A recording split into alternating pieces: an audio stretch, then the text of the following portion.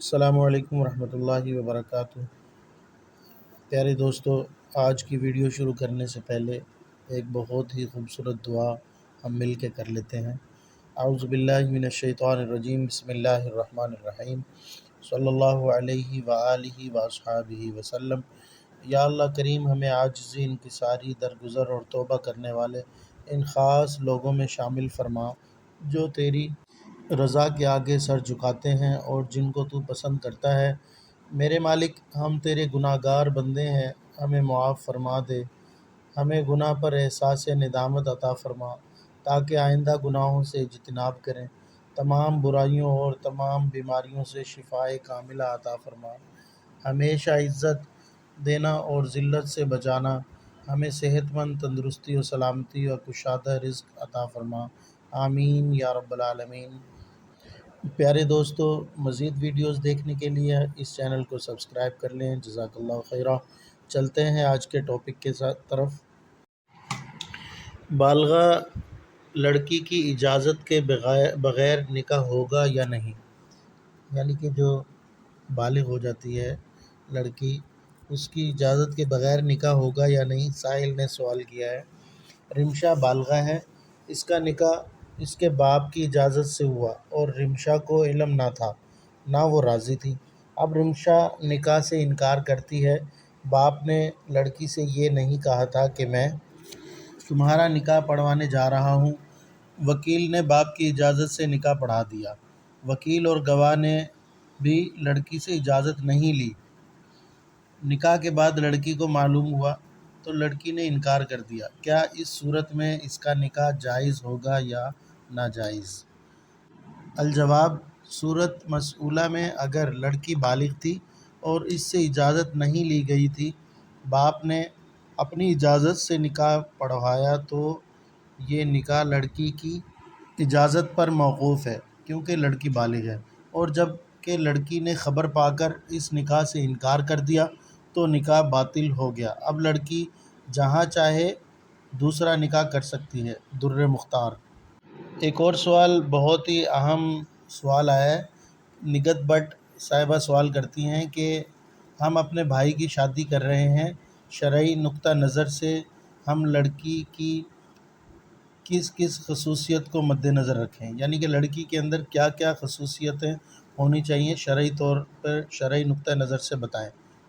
الجواب، عورت کی دینی خصوصیت کو ترجیح دینی چاہیے کہ حدیث پاک میں ہے، حضرت ابو ہریرہ رضی اللہ تعالیٰ عنہ سے مروی ہے، رسول پاک صاحب الاولاق صلی اللہ علیہ وسلم نے فرمایا، عورت سے نکاح 4 باتوں کی وجہ سے کیا جاتا ہے، یعنی نکاح میں ان کا لحاظ ہوتا ہے۔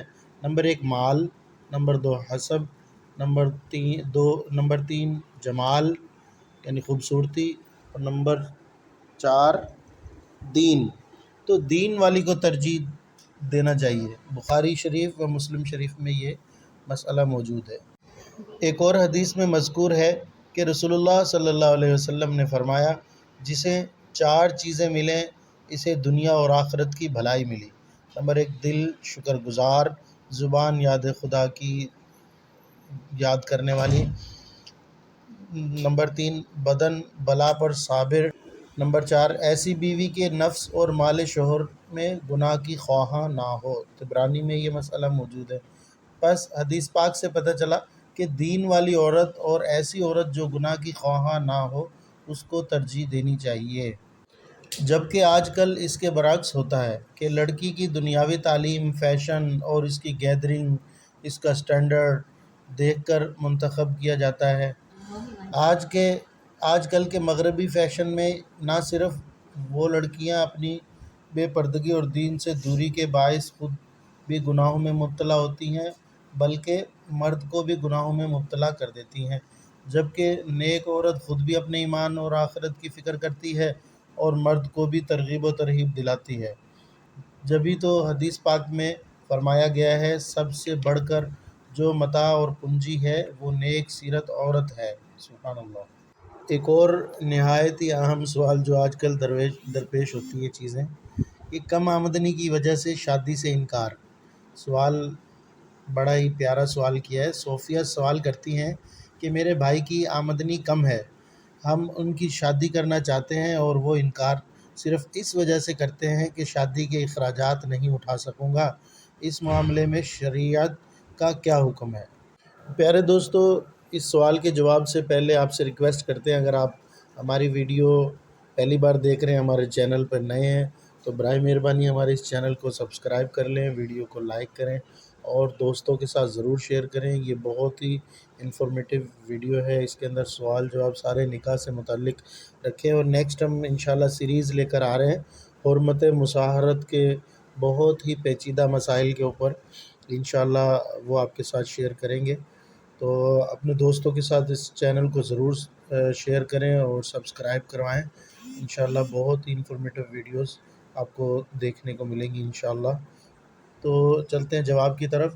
حکم شرع مطہرہ یہ ہے کہ شادی بیاہ میں آج کل تو اتنے بے جا خرچے کیے جاتے ہیں، یہ ضروری نہیں بلکہ یہ پیسے کا ضائع کرنا اور سراسر اسراف ہے۔ نکاح کرنا ایک نیک عمل ہے، اس میں بے جا رسومات کی کوئی حقیقت نہیں ہے، بلکہ آج کل کی خود ساختہ رسومات گناہوں کے دلدل میں لے جانے کا باعث بنتی ہیں، لہٰذا ایسی صورت میں فضول رسومات سے بچنا چاہیے اور ان کی وجہ سے نکاح کو مؤخر نہیں کرنا چاہیے، بلکہ اپنی استطاعت کے مطابق نکاح پر خرچ کرے اور سنت طریقہ سے ولیمہ کرے، جیسا کہ ابو ہریرہ رضی اللہ تعالیٰ عنہ سے مروی ہے کہ 3 شخصوں کی اللہ پاک مدد فرمائے گا: نمبر 1 اللہ کی راہ میں جہاد کرنے والا، نمبر 2 مکاتب کو ادا کرنے والا، نمبر 3 پارسائی کے ارادے سے نکاح کرنے والا۔ یہ واقعہ ترمذی شریف میں ہے۔ ایک اور جگہ پر ہے، حضرت ابو بکر صدیق رضی اللہ تعالیٰ عنہ سے مروی ہے کہ انہوں نے فرمایا، اللہ تعالیٰ نے جو تمہیں نکاح کا حکم فرمایا تم اس کی اطاعت کرو، اس سے جو غنی کرنے کا وعدہ کیا ہے پورا فرمائے گا۔ یعنی کہ اللہ پاک نے فرمایا کہ تم نکاح کرو، میں تمہیں غنی کروں گا، پورا فرمائے گا۔ اللہ پاک نے فرمایا اگر تم فقیر ہوگے تو اللہ انہیں اپنے فضل سے غنی کر دے گا۔ چنانچہ ایسے تمام نوجوانوں کو جو کہ کم آمدنی اور شادی کے اخراجات نہ اٹھا سکنے کی وجہ سے نکاح نہیں کرتے، ان کو تنبیہ ہے کہ صرف اس وجہ سے نکاح مؤخر نہ کریں۔ یہاں پر ایک سوال ایک اور آیا ہے، نکاح میں ایجاب و قبول کے الفاظ لکھنا یا کہنا، یعنی کہ ایجاب ایک طرف سے بولے ایک طرف سے قبول۔ عرفانہ نے علی سے ایجاب کے الفاظ کہے جبکہ علی نے قبول کے الفاظ نہ کہے اور مہر کے روپے دے دیے، اور ایسی صورت میں نکاح منعقد ہوگا یا نہیں؟ یعنی کہ نکاح میں ایک طرف سے ایجاب اور دوسری طرف سے قبول کا لفظ ہے، بلکہ اس نے تو قبول کہا ہی نہیں، بس ایجاب اور ایجاب بس، اور اس کے بعد ایسی صورت میں نکاح ہوگا یا نہیں، یہ سائل نے سوال کیا ہے۔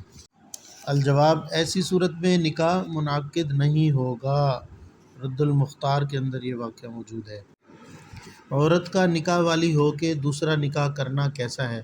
جو عورت کسی اور کے نکاح میں ہو تو اس سے نکاح کرنا کیسا ہے؟ الجواب، اللہ تعالیٰ ارشاد فرماتا ہے کہ اور حرام ہیں شوہردار عورتیں، سورۃ نساء کے اندر یہ واقعہ موجود ہے۔ روح البیان میں ہے، حضرت نجم الدین کبریٰ قدس سرہ نے فرمایا، بے شک اللہ تعالیٰ نے عورتوں میں سے شوہر والی عورتوں کو مردوں پر حرام فرما دیا۔ جو عورت کسی کے نکاح میں ہو اس سے نکاح کرنا حرام ہے، بلکہ اگر دوسرے کی عدت میں ہو جب بھی حرام ہے، بلکہ نکاح کا پیغام بھی دینے سے اللہ رب العزت نے منع فرمایا ہے۔ اللہ پاک نے قرآن مجید میں ارشاد فرمایا ہے، اور نکاح کی گرہ پکی نہ کرو جب تک لکھا ہوا حکم اپنی میعاد کو نہ پہنچ لے۔ سورۃ بقرہ کے اندر آیت نمبر 235 پہ یہ موجود ہے۔ ایک اور سوال شامل کرتے ہیں، ویڈیو بہت بڑی ہو گئی ہے، کوشش کرتے ہیں کہ سمیٹیں اسی کے اندر، اور ایک نیکسٹ ویڈیو کے اندر مزید اور لے کر آئیں گے۔ سوال کرتے ہیں، تجدید نکاح کا طریقہ کیا ہے؟ تجدید نکاح کا طریقہ کیا ہے؟ الجواب، تجدید نکاح کا معنی ہے کہ نئے مہر کے ساتھ نئے مہر سے نکاح کرنا۔ اس کے لیے محفل کا اور لوگوں کا اکٹھا کرنا ضروری نہیں ہے، کیونکہ نکاح ایجاب و قبول کا نام ہے، لیکن نکاح کے وقت دو مرد مسلمان یا ایک مرد اور دو مسلمان عورتوں کا حاضر ہونا ضروری ہے۔ خطبہ نکاح شرط نہیں بلکہ مستحب ہے۔ اگر خطبہ یاد نہیں تو اعوذ باللہ بسم اللہ شریف کے بعد سورۃ فاتحہ پڑھ کر 313 روپے مہر دینے کی نیت کرے۔ اب دو مسلمان مردوں یا ایک مسلمان مرد اور دو مسلمان عورتوں کی موجودگی میں عورت سے کہے میں نے 313 روپے مہر کے بدلے آپ سے نکاح کیا۔ عورت کہے میں نے قبول کیا، اس طرح نکاح ہو گیا۔ پیارے دوستو، ملتے ہیں دوسری ویڈیو میں انشاءاللہ، تب تک کے لیے اجازت۔ السلام علیکم ورحمۃ اللہ وبرکاتہ۔ صلی اللہ علیہ یا محمد نور من نور اللہ۔ مزید ویڈیوز کے لیے ہمارے اس چینل کو سبسکرائب کر لیں۔ جزاک اللہ خیرہ۔